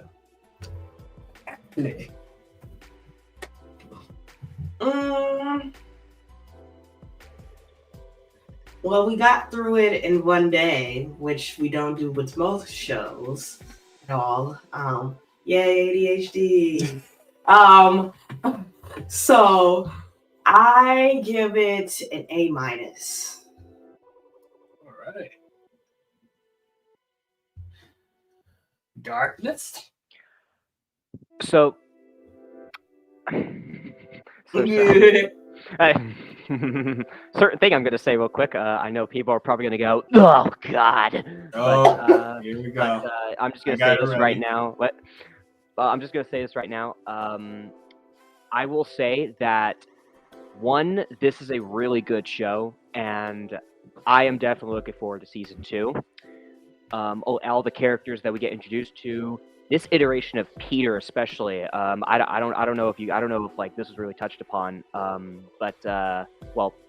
don't think any of us really touched upon this, but how this Peter was really iterated, and how this Peter was performance-wise, even though this is animation, voiceover, and just how this Peter was in general and how he acted. This is like the iteration of Peter that the MCU's Peter Parker should have been, both as Peter and Spider-Man, when we were first introduced him. This is like a better iteration of Peter Parker and Spider-Man and the MCU Tom Holland ever was, even when he was introduced. This is the best iteration of Peter Parker so far when it comes to against Tom Holland, in my opinion, anyways. But I will say though that hot take. What? No, sorry. Yeah, yeah, I know. I had to say that part. But then the other thing I have to say, people are gonna go, oh no. I have to say this. I would give this a 10 out of 10, but because of the race and gender swapping, man, of major characters like Norman, Harry, and Kurt, I can't. That's why this isn't going to be a 10. I'm giving this a 9 out of 10. Oh, brother, this guy stinks! Read it in wheat, buddy. Oh, wait, 9. You said 9 out of 10, so I hit minus. Okay. Yeah, 9 out of 10. But yeah, man, all in all, though, this was still really good. I enjoyed it. Watching this, I'm just like, man, hey, man, this is man, Marvel Studios having the Spider-Man IP. This is just a preview of what they could do with the IP if not restricted by Sony. Which is why I know I keep saying this, but it's just repeatedly I'm just saying, like, at this point, if Sony doesn't have anything planned after Beyond the Spider-Verse, that's when something's gonna happen. Like, they got to come to some agreement on, like, hey, we want to use this and we want to do this and this and that for our next films, and they got to make Sony agree somehow, some way, because this is just because if they keep going in this direction with what Sony's doing, and especially with the restrictions that Marvel Studios is facing with Sony not letting them do certain things, then this is just going to get worse and worse and worse as time progresses, especially by the time we get to Spider-Man 4 and the MCU reboots itself in Avengers Secret Wars. So allegedly. Well, you never know. Well, there was a thing that came out. A lot of people aren't talking about it, but Marvel Studios literally did say themselves, like in their Reign of Marvel Studios book, that they're gonna do it. So it's like I keep saying, man, like by the time we get to the MCU reboot and we get to Spider-Man 4 before the MCU reboot, obviously, something's got to happen. These restrictions have got to loosen, and they got to let Marvel Studios have more creative freedom when it comes to what they're going to do with Spider-Man, and when it comes to it possibly being street level and all that kind of stuff, with just all that stuff. Daredevil, street level Civil War, you name it. Well, what it was allegedly supposed to be. Just something's got to happen. Something's got to happen, because this is just going to get worse if nothing happens, especially once the MCU reboots. Because oof. All right, last but not least, Blue Jay. All right. Pretty much what you said, DL. I really like this show. Like I said, this is my second favorite of these of the Disney Plus Marvel shows in general. Like, not just anime or live action, just in general. These are really, really good. X-Men 97. I think I give X-Men 97 like a 9.5, like out of 10 if I remember. It was so good, so great. It's just through the roof. And well, animation takes some getting used to, especially on the action scenes. I did see what they were trying to do. I like the characters, particularly Lonnie. Lonnie's like the standout. I like the more grounded storytelling they got going on, and yeah, as a Spider-Man show, it's one of the good ones. So I'll probably give this let's see, I'll give it an 8.5. Oh, B plus, just like that. Ooh, all right. Okay. Yeah. Well, those are our thoughts on your friendly neighborhood Spider-Man.